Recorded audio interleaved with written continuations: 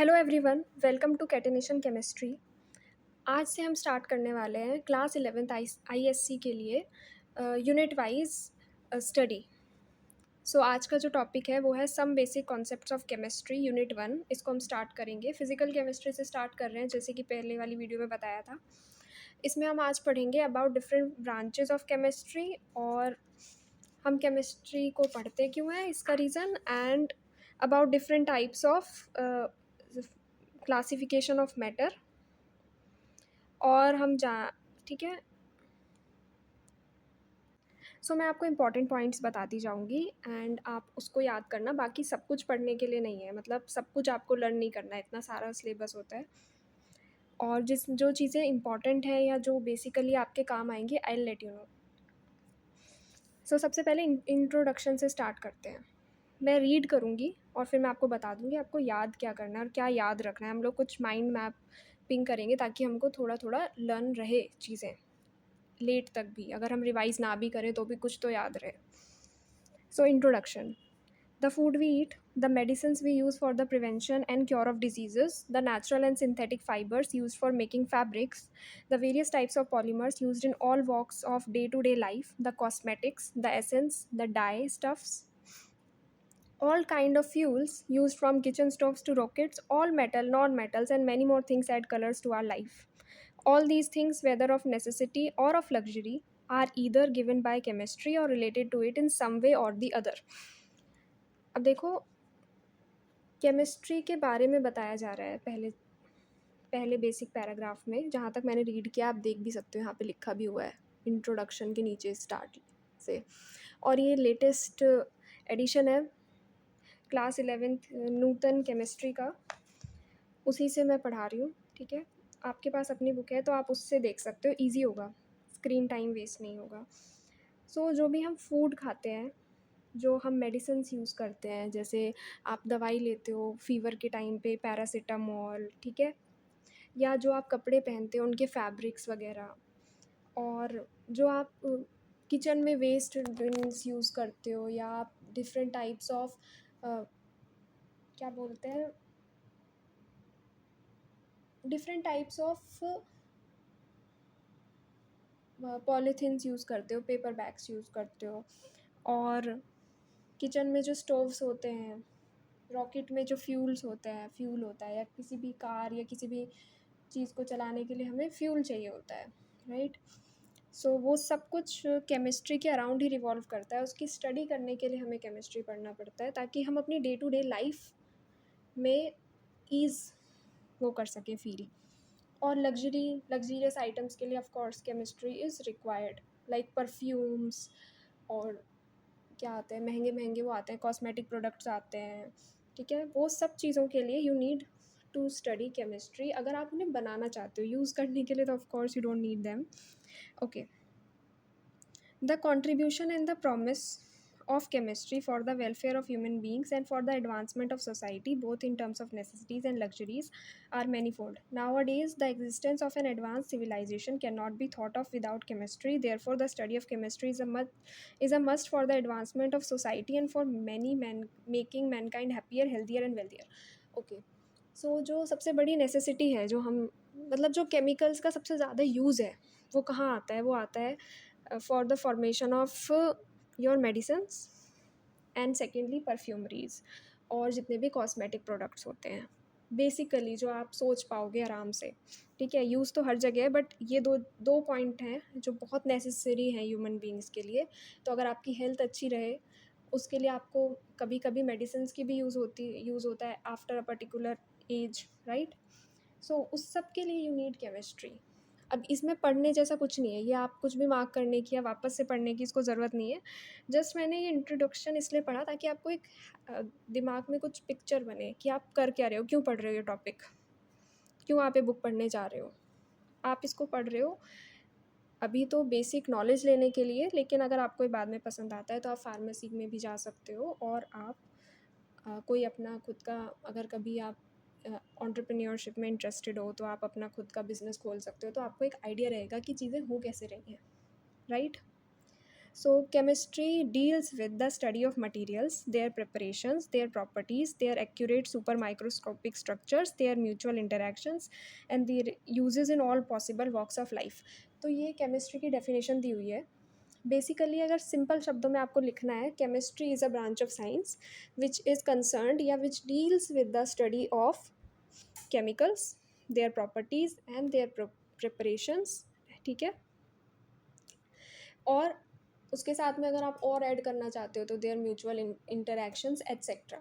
इस तरह से आप लिख सकते हो. तो आपको क्या कीवर्ड्स याद रखना है? प्रॉपर्टीज़, केमिकल्स की प्रॉपर्टीज़ के बारे में स्टडी करना, उनके प्रिपरेशन के बारे में स्टडी करना, स्ट्रक्चर्स के बारे में पढ़ना और उनका म्यूचुअल इंटरैक्शन पढ़ना. इसी को हम, इस फील्ड ऑफ साइंस को हम केमिस्ट्री बोलते हैं.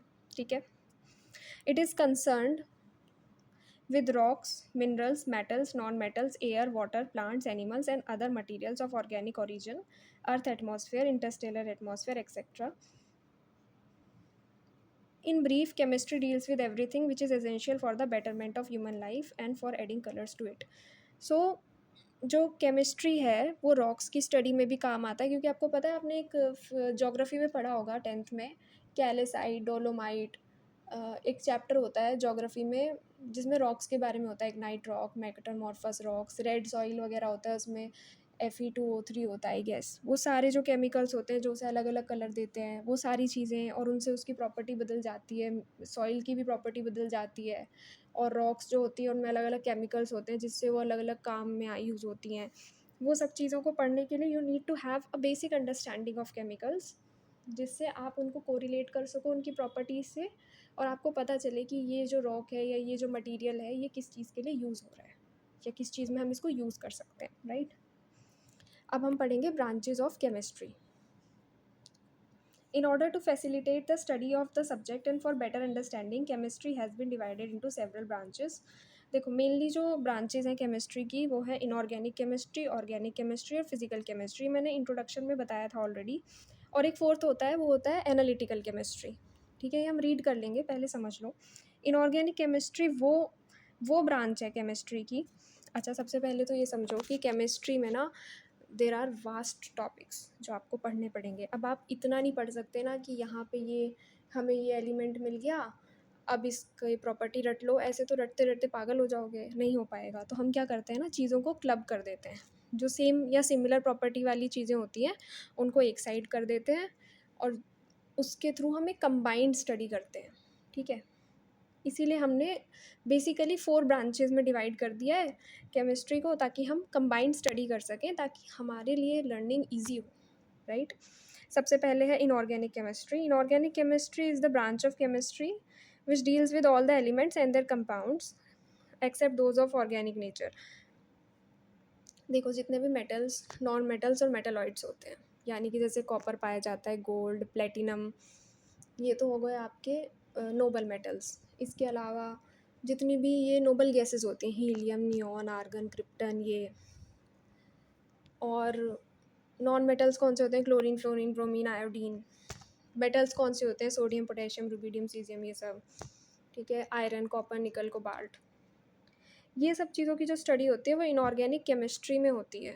और इनके जितने भी कंपाउंड्स बनेंगे, जैसे ferrous oxide, ferric oxide, copper oxide, cupric oxide और platinum hydroxide, carbonates, sulphate, sulphides, ये सब कुछ आप इनऑर्गेनिक केमिस्ट्री में पढ़ोगे. ठीक है. लेकिन इसमें क्या एक्सेप्शन है कि कार्बन और कार्बन के जो डेरिवेटिव्स होते हैं उनकी स्टडी हम नहीं करते इनऑर्गेनिक में, क्योंकि कार्बन के अंदर 2 ऐसी प्रॉपर्टीज़ होती हैं, एक तो कैटेनेशन और उसकी वैलेंसी, जो उसको बहुत यूनिक एलिमेंट बनाती हैं, जिसकी वजह से वो मिलियंस ऑफ कंपाउंड सिर्फ एक कार्बन एलिमेंट, कार्बन एटम बना लेता है, कार्बन एलिमेंट बना लेता है. ठीक है. इसलिए उसकी एक अलग ही ब्रांच बनी है, ऑर्गेनिक केमिस्ट्री. ठीक है. The carbon has unique property of forming very large number of compounds. These compounds are aliphatic hydrocarbons and their derivatives, benzene and its derivatives, carbohydrates, proteins, fats, ये सब जो है ये सब कार्बन और उसके डेरिवेटिव्स से बनते हैं. डेरिवेटिव्स मतलब कार्बन अलग अलग तरह से कंबाइन होकर अलग अलग स्ट्रक्चर बनाता है. ठीक है. वो सब जो आते हैं वो ऑर्गेनिक केमिस्ट्री के अंडर आते हैं. और ये जो स्ट्रक्चर्स होते हैं ना, जब कार्बन एक हाइड्रोजन से लिंक हो रहा है, दूसरी साइड से ऑक्सीजन से लिंक हो रहा है, मतलब ये जो लिंकेजेस के बेसिस पे जो स्ट्रक्चर बनते हैं उनको बोलते हैं कार्बन के डेरिवेटिव्स. तो वर्ड डेरिवेटिव्स है कुछ नहीं है, कार्बन के डेरिवेटिव्स मतलब कार्बन मेन उनमें एलिमेंट है, लेकिन उसके साथ और हाइड्रोजन के स्ट्रक्चर अलग अलग तरह से बने हुए हैं, अलग अलग तरह से अरेंजमेंट हुई हुई है। अब इसको आप कैसे समझ सकते हो कि जैसे आप अपनी डाइनिंग टेबल को में चेयर्स को अरेंज कर रहे हो, आप चाहो तो चारों चेयर एक साइड अरेंज कर सकते हो, आप चाहो तो दो चेयर वर्टिकली और दो चेयर हॉरिजॉन्टली अरेंज कर सकते हो। तो ये क्या हुआ, डिफरेंट अरेंजमेंट हुआ। ठीक है, तो ये जो डिफरेंट अरेंजमेंट होता है ना कार्बन एटम का उसके अराउंड, वो उसके अलग अलग डेरिवेटिव्स बनाता है। अलग अलग एलिमेंट्स यूज़ करके अलग अलग डेरिवेटिव्स बनते हैं, but carbon is main component. ठीक है, ये हो गया ऑर्गेनिक केमिस्ट्री के बारे में। अब आगे पढ़ते हैं, आगे जो टॉपिक है वो है physical chemistry. This branch of chemistry offers a logical explanation to the various chemical phenomena with the help of various rules, hypotheses, theories, rules, and laws. All physiochemical aspects of various energy changes involved in chemical reactions are covered by this branch. अब ये वाली जो branch है ना, ये mathematics के साथ एक तरह से और फिज़िक्स के साथ लिंक्ड होती है। ये आपको बहुत सारे लॉज देगी, ठीक है, और इसमें आप निकालोगे किसी भी एलिमेंट की कितनी क्वांटिटी प्रेजेंट है एक पर्टिकुलर कंपाउंड के अंदर, किसी भी एलिमेंट की, राइट। और कौन कौन से रूल्स और थ्योरीज़ हैं जो हमें कैलकुलेशंस में हेल्प करते हैं। ठीक है, हम एनर्जी चेंजेस पढ़ते हैं इसमें कि एक एनर्जी दूसरी एनर्जी में कन्वर्ट हो रही है, मतलब सोचो केमिकल एनर्जी जो है वो मैकेनिकल में कन्वर्ट होती है, जैसे एनर्जी चेंजेस। ठीक है, कितनी एनर्जी चेंज हो रही है, एंडोथर्मिक रिएक्शन हो रहा है तो कितनी जो एनर्जी है वो एब्जॉर्ब हो रही है। ये सब जो पढ़ते हैं ये फिज़िकल केमिस्ट्री में पढ़ते हैं। मतलब ये सब चीज़ें जो ये वाली जो ब्रांच है ना, इसमें हमें इमेजिनेशन नहीं चाहिए, इसमें हमें थ्योरीज कंसेप्ट्स पढ़ने हैं और हमें कैलकुलेशंस करनी है बेसिकली। फिर आता है एनालिटिकल केमिस्ट्री, ये फोर्थ और लास्ट ब्रांच है। This branch of chemistry deals with the qualitative and quantitative analysis of solid, liquid and gaseous mixtures. The branches mentioned above are the main branches of chemistry. ठीक है, ये जो analytical chemistry है ना, ये हमें help करती है कोई भी एलिमेंट को डिटरमाइन करने में। जैसे कोई नया एलिमेंट मिला साइंटिस्ट को, ठीक है, तो वो उस पर कुछ टेस्ट करेंगे जिससे वो पता करेंगे कि ये एलिमेंट जो है क्या कोई नया ही एलिमेंट है या जो हम ऑलरेडी डिस्कवर कर चुके हैं उनमें से ही कोई एक है। तो उसके लिए हम एक प्रोसीजर फॉलो करते हैं, टेस्ट करते हैं, अलग अलग कंपाउंड डाल के देखते हैं कि ये कलर चेंज कर रहा है, कलर चेंजेस से पता चलता है कुछ, उसके साथ रिएक्शन कराते हैं कुछ और चीज़ों के साथ, कुछ रिएजेंट्स के साथ। ठीक है, वो जो रिएक्शन करते हो और जो आप बेसिकली अपने लैब में करते हो, जैसे आप कार्बोनेट को डिटरमाइन करते हो, ठीक है, और क्या करते हो, हाँ मतलब डिफरेंट डिफरेंट फ्लेम टेस्ट करते हो। ये सब चीज़ें एनालिटिकल केमिस्ट्री में आती हैं, जिसमें आप एक कंपाउंड को निकालते हो कि ये है क्या। और उसमें एक चीज़ और होती है कि सिर्फ क्वालिटेटिव एनालिसिस तो होता है किसी कंपाउंड का पता करना कि ये कौन सा है। क्वांटिटेटिव मतलब वो कितनी क्वांटिटी में है हमारे पास, कितनी क्वांटिटी है उसकी। जैसे मान लो कि कोई मॉलिक्यूल है, उसमें कार्बन प्रेजेंट है 3 टाइम्स ऑफ ऑक्सीजन, मतलब कार्बन का अमाउंट 3 टाइम्स ज़्यादा है ऑक्सीजन से। तो जब आप ये बताओगे ना कि ये अमाउंट 3 टाइम्स ज़्यादा है ऑक्सीजन से, इसे बोलेंगे क्वांटिटेटिव एनालिसिस। ठीक है, सो ये जो है ये बेसिक ब्रांचेज हैं। अब आपको पता चल गया इनऑर्गेनिक केमिस्ट्री, एलिमेंट्स की स्टडी जिनमें क्या आते हैं, मेटल्स, नॉन मेटल्स, मेटालॉइड्स। ठीक है, फिर उसके बाद ऑर्गेनिक केमिस्ट्री, कार्बन और उसके डेरिवेटिव्स की स्टडी। फिर फिजिकल केमिस्ट्री जो किससे डील करती है, लॉज से, थ्योरीज से और physiochemical aspects of various energy changes से। ठीक है, और एनालिटिकल केमिस्ट्री तो सबसे सिंपल है, क्वांटिटेटिव और क्वालिटेटिव एनालिसिस के लिए जो ब्रांच यूज़ होती है या स्टडी की जाती है वो एनालिटिकल केमिस्ट्री है। अब इसके बाद में आता है डिफरेंट ब्रांचेज ऑफ केमिस्ट्री। ये जो ABCDE में लिखी हुई हैं ये मेन ब्रांचेज नहीं है, ये बहुत छोटा छोटा पार्ट है, पर इनकी एप्लीकेशन बहुत ज़्यादा है, मतलब इनका यूज़ इंडस्ट्रियल लेवल पे बहुत होता है, इसीलिए इनको अलग से लिखा हुआ है। ठीक है, सबसे पहले है बायोकेमिस्ट्री।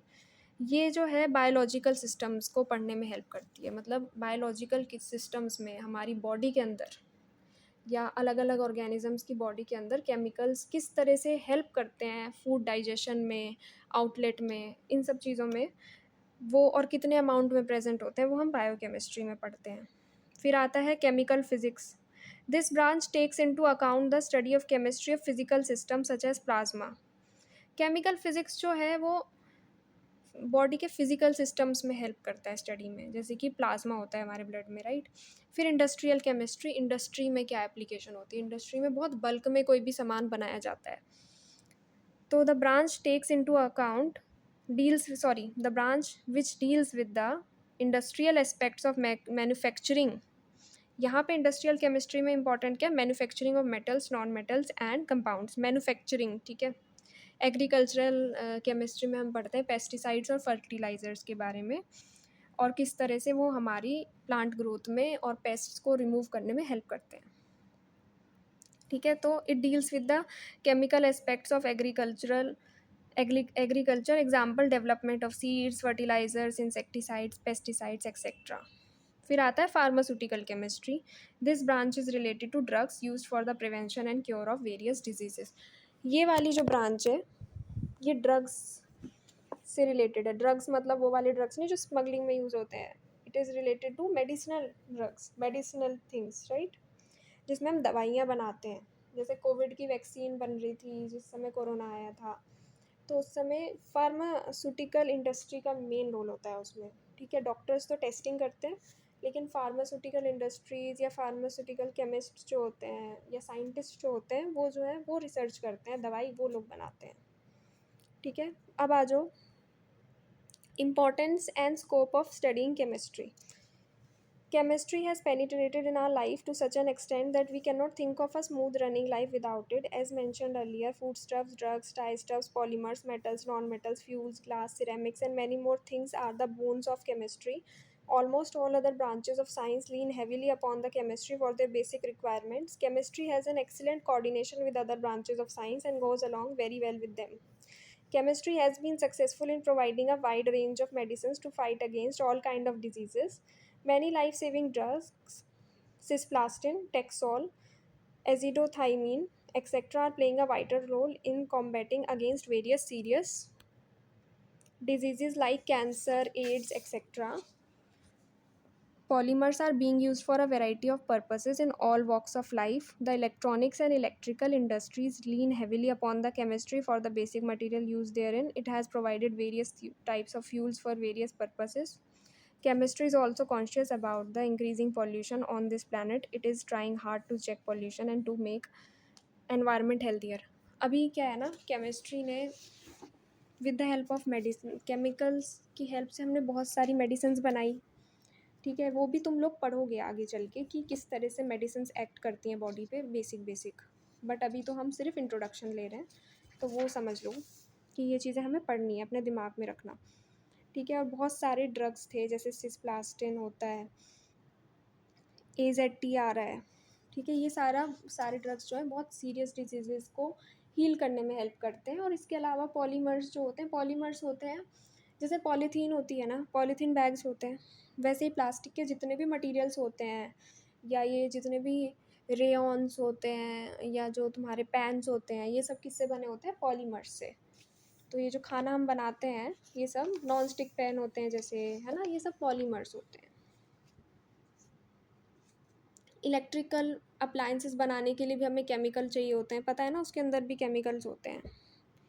और आजकल जो मेन चीज़ चल रही है इस इंडस्ट्री में, मतलब केमिकल इंडस्ट्री में, वो है ग्रीन केमिस्ट्री, जिसमें ऐसे कंपाउंड्स या ऐसे प्लास्टिक को डेवलप करने की कोशिश करी जा रही है जो पॉल्यूशन को कम करने में हेल्प करे, या जो एनवायरनमेंट फ्रेंडली हो। ऐसे केमिकल्स डेवलप कर पाएँ हम लोग, क्या, क्योंकि हमारा environment day to day degrade होता जा रहा है, तो वी नीड समथिंग कि जो हमारी हेल्प करे।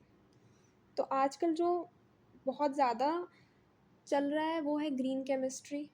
इस पे बहुत फोकस कर रहे हैं लोग कि लैब में अगर हम कुछ बना भी रहे हैं तो वो किस तरह से एनवायरनमेंट फ्रेंडली रहे और टॉक्सिन्स कम बने, है ना, टॉक्सिक कंपाउंड्स कम बने। अब वो ख़त्म तो नहीं हो सकता कि अब टॉक्सिन्स और केमिकल हैं तो वो टॉक्सिक होंगे, लेकिन कम से कम टॉक्सिक हों ताकि लोगों को कोई प्रॉब्लम ना आए, ठीक है। तो ये था हमारा इंट्रोडक्शन। अगर आपको वीडियो पसंद आई हो तो प्लीज़ चैनल को सब्सक्राइब करना, वीडियो को लाइक करना, और आगे की वीडियो देखने के लिए बेल आइकन प्रेस करना। Thank you.